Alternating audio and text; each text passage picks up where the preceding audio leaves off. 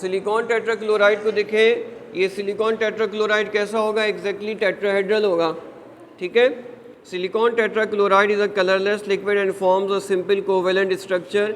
It contains weak van der Waals forces, so low boiling point.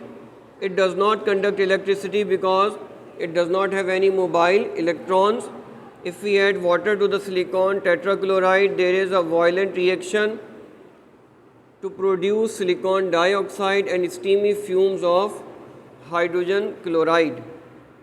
ठीक है, तो silicon tetrachloride अगर water के साथ रिएक्ट करेगा तो SiO2 बन जाएगा और 4HCl बनेगा।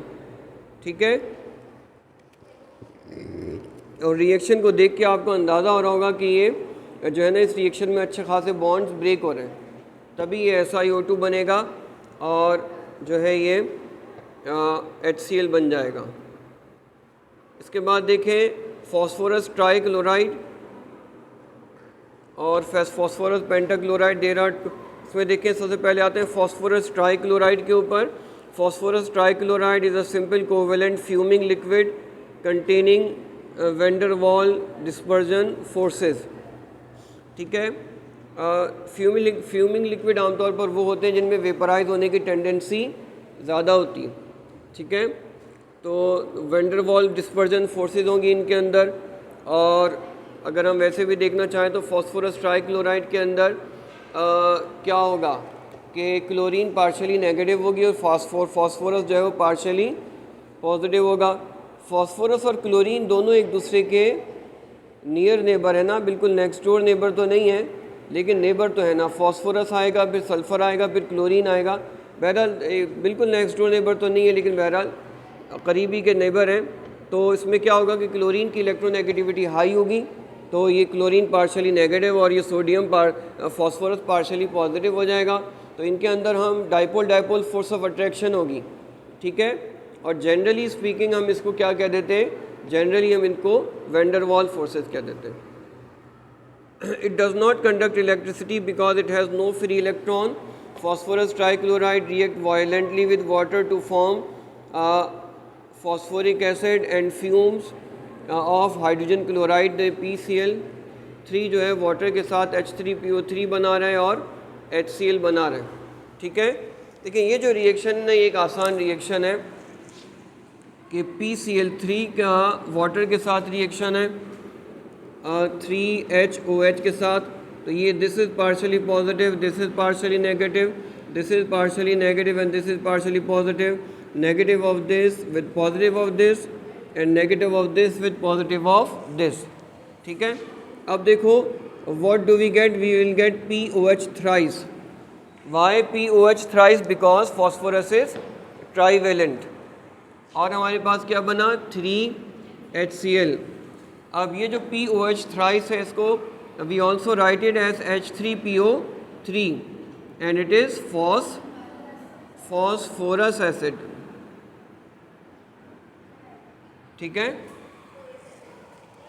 Phosphorous acid. अगर आप देखो कि ये PCl3 है ना तो ये ऐसा होगा, पैरामिडल होगा, पार्शली पॉजिटिव और ये पार्शली नेगेटिव, ये partially negative and this is partially negative. ठीक है, और ये रिएक्ट कर रहा है किसके साथ, वाटर के साथ रिएक्ट कर रहा है। ये आ गया वाटर पार्शली पॉजिटिव और ये आ गया वाटर और ये आ गया एक और वाटर। अब क्या होगा, ये वाटर का पार्शली पॉजिटिव हाइड्रोजन और क्लोरीन ये आपस में निकल गए तो क्या बन गया 3 मोल HCl बन गए। और फिर क्या बचा होगा, फॉस्फोरस बचा हुआ है और वो फॉस्फोरस क्या कर लेगा, ये जो OH हैं उनसे बॉन्ड बना लेगा H3PO3। सही है। अब इसके बाद हमारे पास नेक्स्ट इज़ PCl5। देखिए फॉस्फोरस पेंटाक्लोराइड जो है ना, phosphorus pentachloride is a simple covalent white solid which sublimes at 163 degree centigrade. 163 degree centigrade पर सब्लाइम होने का मतलब क्या है कि ये अच्छा खासा तो स्टेबल है। As we increase the temperature dissociate reversibly to give PCl3 and Cl2। अब अगर आपने 163 से भी हाई टेम्परेचर पे किया तो फिर क्या होगा, इतने मुसीबतें बर्दाश्त करने के बाद क्या करेगा, ये भी तौबा कर लेगा और PCl3 में स्प्लिट हो जाएगा और क्लोरीन जो है वो अलग हो जाएगी। लेकिन ये क्या होता है, ये भी रिवर्सेबल फिनोमिनन होता है। हमारे यहाँ भी देखें ना, आजकल हालात ऐसे ही हैं और ऐसे ही बिहेवियर भी हमारे यहाँ भी हम शो हो रहे हैं कि मुसीबतें बर्दाश्त करके लोग क्या कर रहे हैं, वफ़ादारियाँ तब्दील करते हैं, लेकिन वो वफ़ादारियाँ तब्दील करना भी रिवर्सेबल होता है, जैसे यहाँ पे हो रहा है। जब इस बेचारे पर भी इतनी मुसीबतों की आंधी आती हैं, ये भी स्प्लिट हो जाता है PCl3 और Cl2 में, लेकिन रिवर्सिबली। ठीक है बेटा। Phosphorus pentachloride has a violent reaction with water producing fumes of hydrogen chloride. The reaction occurs in two stages. In the first, with cold water, phosphorus oxychloride is produced along with HCl. देखो ये PCl5 का water के साथ जो है ना, जो reaction है बहुत वायलेंट है। पहली स्टेज के अंदर POCl3 बन रहा है और अगली स्टेज के अंदर क्या बन रहा है, पहली स्टेज का रिएक्शन मुझे बताइएगा। PCl5 प्लस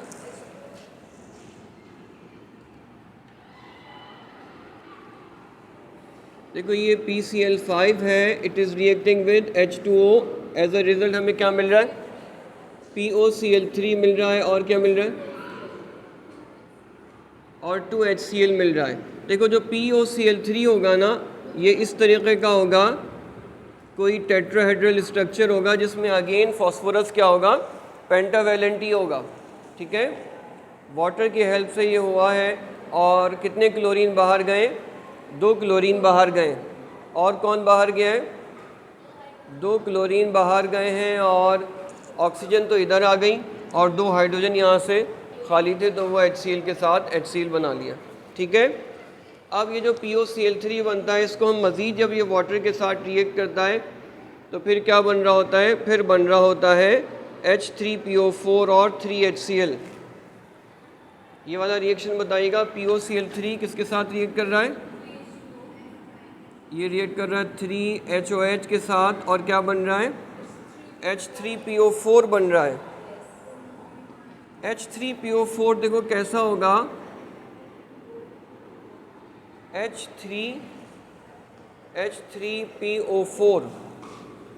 H3PO4 का मतलब है कि ये चीज़ बनेगी ना, H3PO4 अगेन ये पेंटावेलेंट होगा और क्या बन रहा है, और 3HCl बन रहा है। सही है।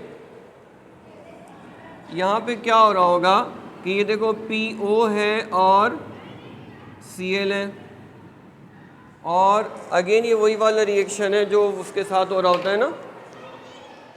अब इसके साथ क्या होगा, ये H और OH और फिर ये H और OH और फिर ये H और OH। सही है, 3 मोल HCl के बन गए और बचा कौन, फॉस्फोरस, ऑक्सीजन और 3OH बन गए। ठीक है, तो ये इस तरीके से हमारे पास H3PO4 बन जाएगा।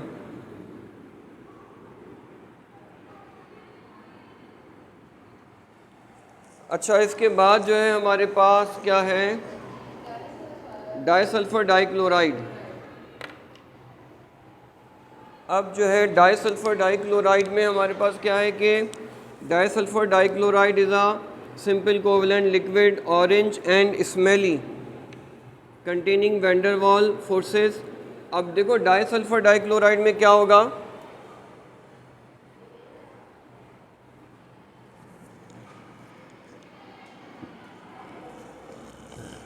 ये जो स्ट्रक्चर हम लोगों ने देखा था डाइसल्फर डाइक्लोराइड का,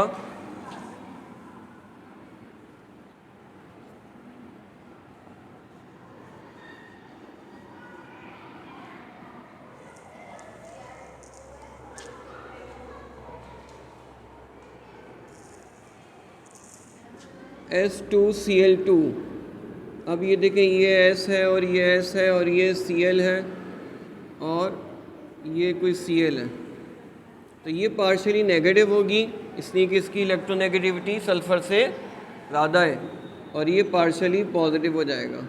ठीक है, अब इन दोनों, इनके अंदर कौन सी फोर्सेस पाई जाएंगी? Dipole dipole forces. सही है, और इन्हें इट इज़ इसके बाद देखें, does not conduct electricity because of the lack of free electron. Disulphur dichloride react slowly with water to produce complex mixture of hydrochloric acid and sulphur, hydrogen sulphide and various sulphur containing acids and anions.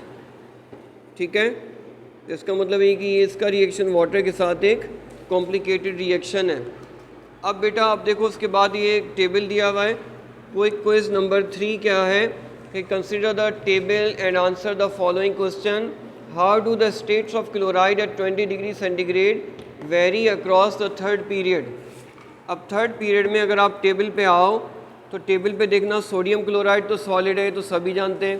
क्यों solid है? इससे कि आयनिक compound है, और ionic compound are solids at room temperature. Magnesium chloride भी solid है और aluminium chloride भी सॉलिड है। क्या पता चला? These three have an ionic nature in the eight room temperature. ये तीनों के तीनों की नेचर रूम टेम्परेचर पर क्या होती है? आयनिक होती है, that's why they are solid. Silicon tetrachloride is liquid because it is covalent. ठीक है, और इसके बाद आप देखो कि phosphorus trichloride is liquid at room temperature. ये क्या होता है कि इसके अंदर भी क्या है कि ये एक कोवेलेंट कंपाउंड है। PCl5 अगर आप देखें ना तो ये सॉलिड है। देखिए, सॉलिड होने की क्या वजह होती है कि अगर वैंडर वाल फोर्सेस बहुत ज़्यादा बढ़ जाती हैं तो फिर क्या होता है कि मॉलिक्यूल एक दूसरे के नज़दीक आते हैं और सॉलिड बन जाता है। ठीक है, तो PCl5 के अंदर लंडन डिस्पर्जन फोर्सेस ज़्यादा होंगी। बड़ा हैवी मॉलिक्यूल है ना, तो जितना बड़ा मॉलिक्यूल होता है उसके अंदर लंडन फोर्सेस भी ज़्यादा हो रही होती हैं। ठीक है, इसके अंदर 5 बॉन्ड्स होंगे और 5 बॉन्ड्स के अंदर फॉस्फोरस क्या होगी? हाईली पार्शियली पॉजिटिव होगी, और क्लोरीन क्या होगी? पार्शियली नेगेटिव होगी। अब ये क्लोरीन जो है ना, समझे कि 5 क्लोरीन मिलकर फॉस्फोरस पर देखें कि अटैक किया हुआ है। सही है ना, एक बेचारा फॉस्फोरस है और से जो 5 की 5 अटैच हुई हैं, सारी इलेक्ट्रोनेगेटिविटी मुझसे हाई है, तो उसका बुरा हाल ही होना है। तो हाईली पार्शियली पॉजिटिव हो जाएगा कौन? फॉस्फोरस। और क्लोरीन्स क्या हो जाएंगी? 5 क्लोरीन पार्शियली नेगेटिव हो जाएंगी। अब देखो, ये मॉलिक्यूल के अंदर चार्जेस भी अच्छे खासे होंगे। इसकी वजह से हो सकता है कि ये जो नेबर से अच्छे से अट्रैक्ट हो रहा हो, और ये इतने सारे नेबर अट्रैक्ट होंगे तो क्या बन जाएगा? एक सॉलिड बन जाएगा। H2Cl2 को अगर आप देखें तो H2Cl2 कोवेलेंट नेचर है और वो क्या है? लिक्विड है। सही है, इसको आंसर कर लोगे थोड़ा बहुत? सही है।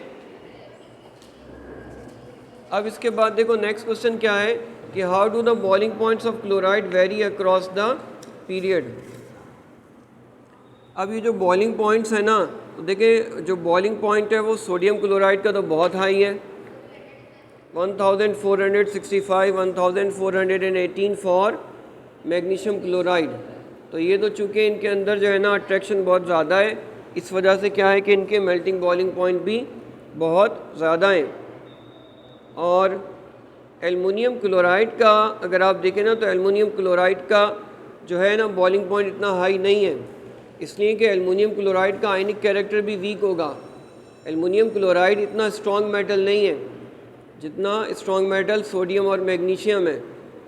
ठीक है, और जब इसका आयनिक कैरेक्टर इतना वीक स्ट्रॉन्ग नहीं है तो फिर इसका मेल्टिंग पॉइंट भी क्या हो गया? कम हो गया।